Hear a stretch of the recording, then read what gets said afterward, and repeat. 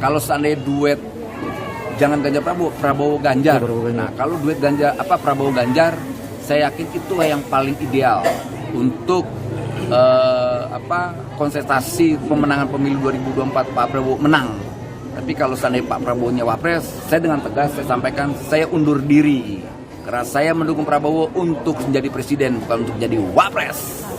Parameternya apa Bang kalau untuk Ganjar jadi wakilnya sendiri Bang? Ya, kita lihat beberapa, pertama gini, Pak Prabowo itu selain sudah matang dalam dunia politik, kedua beliau juga bukan petugas partai. Beliau berdiri di atas idenya sendiri. Artinya yang bisa mengontrol dia ya idenya.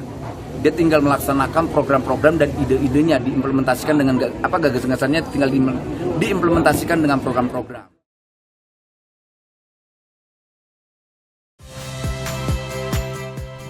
Saya Muhammad Syahreza. Saksikan program-program Kompas TV melalui siaran digital, pay TV, dan media streaming lainnya. Kompas TV, independen, terpercaya.